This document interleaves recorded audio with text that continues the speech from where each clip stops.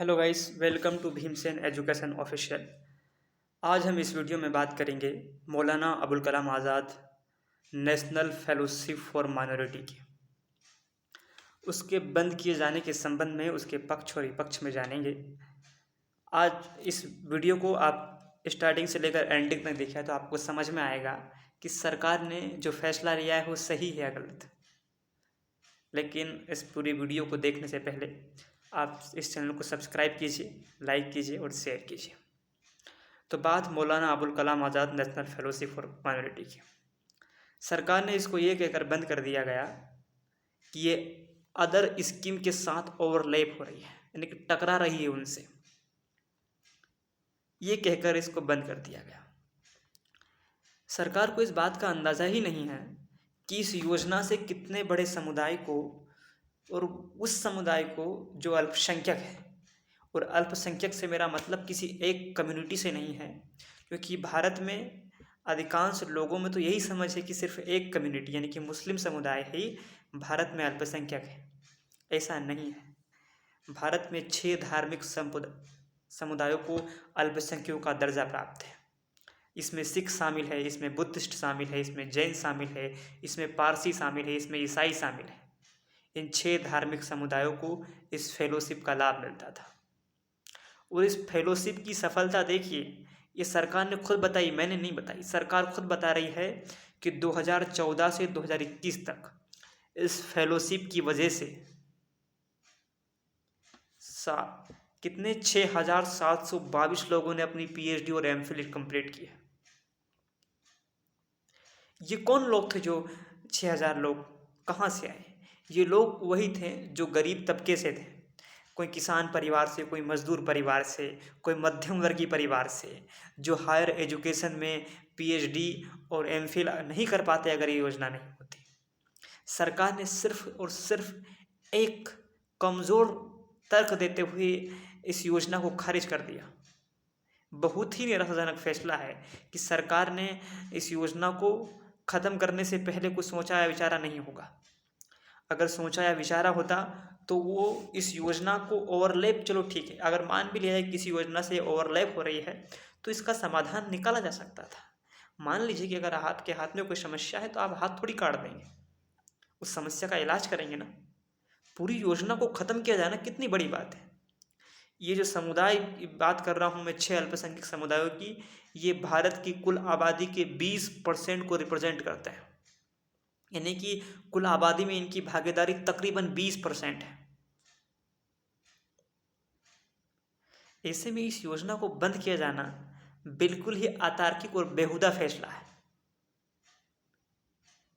इस योजना का थोड़ा सा इंट्रो ये है कि ये जो फेलोशिप योजना है, मौलाना अबुल कलाम आज़ाद नेशनल फेलोशिप योजना, जिसको लेकर दिल्ली में लोग बड़ी मात्रा में विरोध कर रहे हैं, ये फेलोशिप योजना 2009 में जब यूपीए की सरकार थी, केंद्र में कांग्रेस के नेतृत्व में चल रही थी, तब ये देखा गया कि योजना लाई गई। अल्पसंख्यक समुदायों के बच्चों को जो है कि हायर एजुकेशन में एमफिल और पीएचडी में रिसर्च करवाने के लिए ये योजनाएं लाई गई। ये योजना लाई जाती है, इसमें अगर फेलोशिप मिला दी जाए, एचआरए मिला दी जाए और कंटेंजेंसी मिला दी जाए तो तकरीबन 40,000 रुपये पर मंथ है फेलोशिप आती है 5 साल के लिए। अधिकतम 5 साल के लिए फेलोशिप दी जाती है ताकि आप अपनी पीएचडी और एमफिल कंप्लीट कर सकें। वो बच्चे जिन्होंने कभी पीएचडी और एमफिल का सपना ही नहीं देखा था, वो इन योजना की वजह से पीएचडी और एमफिल कर पाए हैं। ये इस योजना की सच्चाई है। और ये वक्त, और किस वक्त में सरकार ने इसको समाप्त किया है। सरकार ने ये कहा कि 2014 से 2021 तक 738 करोड़ रुपए खर्च कर दिए मिशनरी योजना पे। लेकिन आप ये भी तो देखिए कि 6,722 लोगों ने इसकी वजह से पीएचडी की है, और वो आपकी हायर एजुकेशन में टीचिंग करेंगे, पढ़ाएंगे। सोचो कितना बड़ा कंट्रीब्यूशन करेंगे। वो 738 करोड़ से कहीं ज़्यादा का प्रोडक्शन होगा, आप इसका अनुमान भी नहीं लगा सकते। लेकिन सरकार को, और इस हालात में, मतलब जब महंगाई बढ़ रही है, बेरोजगारी दर बढ़ रही है, देश में आत्महत्या की दर बढ़ रही है, उस सरकार का दावा है कि उसके पास संपत्ति बढ़ रही है, मतलब जीडीपी बढ़ रही है, सरकार का जीएसटी कलेक्शन बढ़ रहा है, उस सरकार ने एक दफ़ा और किया कि न्यू एजुकेशन पॉलिसी लाई जब वो सरकार सेंट्रल गवर्नमेंट, तो उसने कहा कि वो जीडीपी में 6% खर्च करेगी। कैसे खर्च करेगी जीडीपी में 6%? फेलोशिप ख़त्म करके। जीडीपी में 6% खर्च करना है तुम्हें तो फेलोशिप बढ़ाइए ना। जिन बच्चों की फेलोशिप अभी 31,000 रुपये महीना आती है, आप कर दिए 50,000 रुपये महीना। महंगाई बढ़ी है तो उनकी फेलोशिप नहीं बढ़नी चाहिए? क्यों नहीं बढ़नी चाहिए? जब महंगाई बढ़ी तो फेलोशिप बढ़नी चाहिए। दुनिया की हर चीज़ महंगी हो रही है तो फेलोशिप क्यों नहीं बढ़नी चाहिए? बढ़नी चाहिए फेलोशिप। जब फेलोशिप बढ़ानी चाहिए थी तब आप एक फेलोशिप को ख़त्म कर रहे हैं। आप बताओ, इन लोगों को आर्थिक सहायता नहीं दी जाएगी जो कमज़ोर तबके से आते हैं, तो हम एक समावेशी शिक्षा का सपना कैसे पूरा कर पाएंगे? हम बात तो करते हैं सबका साथ सबका विकास की, लेकिन इस तरह योजनाओं को ख़त्म कर देने से जो योजना एक बड़े तबके को लाभ पहुंचाती है और एक समावेशी शिक्षा और सबके साथ सबके विकास में एक बहुत बड़ा कंट्रीब्यूशन देती है, उस योजना को अगर इस तरह से बिना किसी विचार विमर्श के अगर समाप्त कर दिया जाएगा तो मुझे नहीं लगता कि हम अंबेडकर के सपनों का भारत बना पाएंगे, हम गांधी के सपनों का भारत बना पाएंगे, हम नेहरू के सपनों का भारत बना पाएंगे। इस तरह काम थोड़ी ना चलेगा। इस देश में आत्महत्या की दर देखिए, एनसीआरबी के आंकड़े बताते हैं 2022 के ही आंकड़े, 27 अगस्त 2022 की बात है जब एनसीआरबी ने आंकड़े जारी किए। बेरोजगारी के कारण सबसे अधिक युवा इस देश में आत्महत्या करते हैं। हम ये तो खूब ढूंढा पीटते हैं कि हम दुनिया के सबसे नौजवान देश हैं, लेकिन ये भूल जाते हैं कि उसी देश में सबसे ज़्यादा नौजवान आत्महत्या करते हैं बेरोजगारी के कारण। और आप कहते हैं मुल्क तरक्की कर रहा है, आप कहते हैं देश तरक्की कर रहा है। बेरोजगार बच्चों की लाशें ढोता बूढ़ा बाप, और मुल्क तरक्की पर हैं ये किस मुँह से कहते हैं आप? उम्मीदें सारी खाक हो गई, उम्मीदें सारी जल गई और सपने हो गए खाक। मुल्क तरक्की पर हैं ये किस मुँह से कहते आप? बेरोजगार बच्चों की लाशें ढोता बूढ़ा बाप, और मुल्क तरक्की पर हैं ये किस मुँह से कहते आप? तो मुझे लगता है कि सरकार को इस फैसले पर पुनः विचार विमर्श करना चाहिए और इस फेलोशिप को पुनः बहाल करना चाहिए, क्योंकि ये फेलोशिप उन लोगों को सहायता पहुंचाती है जो लोग मजदूर के बेटे हैं, किसान के बेटे हैं, क्योंकि ये फेलोशिप हर किसी को नहीं मिलती है। आपको लगता है कि माइनॉरिटी में जो वर्ग है उसको पूरी फेलोशिप मिल जाएगी, ऐसा नहीं।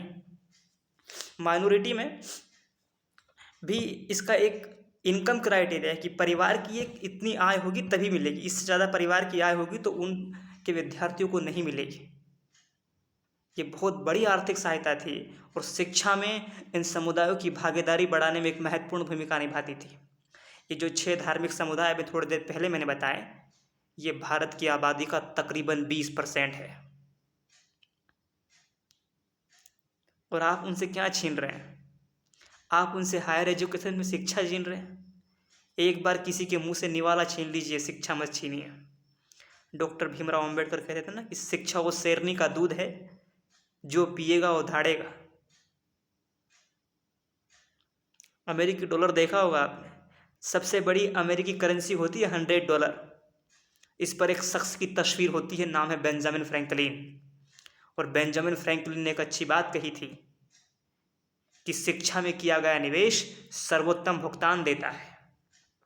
और दुनिया भर के डेवलप्ड कंट्री को उठाकर देख लीजिए, वो रिसर्च और डेवलपमेंट में सबसे ज़्यादा निवेश कर रहे हैं, सबसे ज़्यादा खर्च कर रहे हैं, तब जाकर वो इतने ज़्यादा जो है कि पावरफुल है। चाहे वो साइंस में देख लें, टेक्नोलॉजी में देख लें या इंडस्ट्री में देख लें, क्यों आगे हैं वो?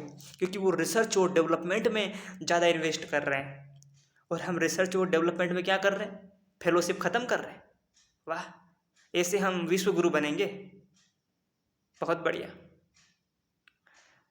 तो इस तरह की फेलोशिप को ख़त्म कर दिया गया और स्पेशली यूजीसी नेट की तैयारी करवाने वाले, जेआरएफ की तैयारी करवाने वाले यूट्यूब चैनल जो दिन रात ज्ञान बांटते रहते कि हमें सब्सक्राइब कीजिए, लाइक कीजिए और शेयर कीजिए, उन्होंने एक भी चैनल ने तार्किक तरीके से, मजबूत तरीके से और लॉजिकल तरीके से कोई विरोध पेश नहीं किया अपना, कोई विरोध दर्ज ही नहीं कराया अपना। कुछ चैनल ने तो आवाज़ तक ही नहीं उठाई, जिनके आप सब्सक्राइबर देखेंगे तो हज़ारों में सब्सक्राइबर है जिनके, अब उन चैनलों के मैं नाम नहीं लेना चाहता हूँ, लेकिन आप खुद देखिए उनकी, इन विद्यार्थियों की वजह से जो नेट की तैयारी कर रहे हैं, जेआरएफ की तैयारी कर रहे हैं, आपके घर का, आपका घर चल रहा है ना इससे। तो आवाज़ तो उठाइए। हम ये नहीं कि सड़कों पे आ जाइए, आप हाथ में लठ ले लीजिए, बिल्कुल नहीं। हम हिंसा करने का तो बिल्कुल नहीं बोल रहे, लेकिन एक वाजिब तरीके से, एक लॉजिकल तरीके से अपनी बात तो रखिए और सरकार के समक्ष अपना विरोध तो पेश कीजिए। अगर आप विरोध पेश नहीं करेंगे तो क्या मतलब फिर? इतनी बड़ी फेलोशिप योजना को समाप्त कर दिया गया। पूरे देश में विद्यार्थी का एक बड़ा तबका सड़कों पर है, उस सरकार ने कान में रुई डाल के बैठी है कि हम सुनेंगे ही नहीं। ऐसे कैसे काम चलेगा? कुछ आंकड़े और मैं बता दूं आपको। नवंबर 2022 में भारत की बेरोजगारी दर बता रहा हूं मैं आपको, जिसको देखकर आप चौंक जाएंगे। मेरी तबीयत थोड़ी ख़राब है, इसलिए मैं माफ़ी चाहता हूं आपसे। नवंबर 2022 में भारत की बेरोजगारी दर पता है आपको?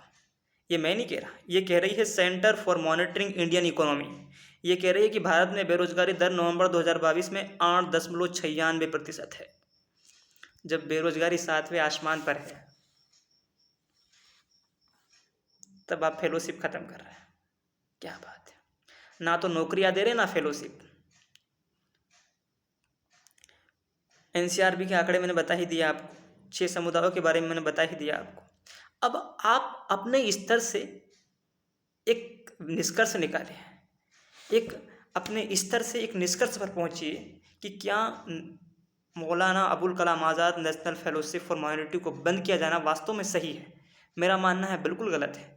इस फेलोशिप योजना को पुनः बहाल किया जाना चाहिए, क्योंकि इसके बहाल किए जाने से ही हम एक समावेशी शिक्षा का जो सपना देखते हैं ना, कि सबके पास शिक्षा हो, अच्छी और गुणवत्तापूर्ण शिक्षा हो। और हायर एजुकेशन में आप देखेंगे तो पाएंगे कि SC ST OBC माइनॉरिटी, इनके प्रोफेसर, असिस्टेंट प्रोफेसर बहुत कम संख्या में हैं। क्यों कम संख्या में है? क्योंकि उन लोगों को शिक्षा ही नहीं मिल पाई। उनके पास इतने आर्थिक संसाधन नहीं हैं कि वो हायर एजुकेशन में PhD MPhil इस तरह के कोई कोर्स कर पाएँ, इस तरह की डिग्रियाँ कर पाएँ।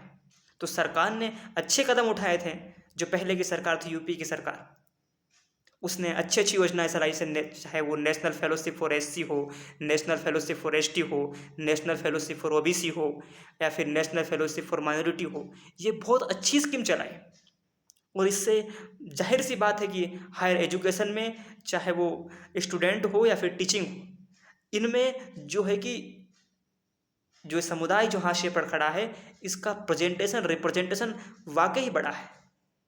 इसमें कोई दो राय नहीं कि इनका रिप्रेजेंटेशन नहीं बढ़ा है। सरकार क्या मनसा है कि वो इन फेलोशिप को ख़त्म कर दी। चलो ठीक है, आप मौलाना अबुल कलाम आज़ाद नेशनल फेलोशिप को आपने ख़त्म कर दिया, कल से आप कह देंगे कि भैया जो NFSC है, नेशनल फेलोशिप फॉर SC है, ये भी किसी योजना से ओवरलैप हो रही है। ओवरलैप का सवाल ही नहीं पैदा होता, पता है? ओवरलैप का सवाल ही पैदा नहीं होता, क्योंकि जो बंदा या जो लड़का या जो लड़की JRF लेता है, वो मौलाना Abul Kalam Azad national fellowship for minority नहीं ले सकता। दोनों में से एक दी जा सकती है, दोनों में से एक कोई भी ले सकता है, और दोनों में जो फेलोशिप मिलती है वो समान है। इसमें ओवरलैप होने का सवाल कहाँ है? ओवरलैप होने का तो कोई सवाल कहीं से कहीं तक है ही नहीं इसमें।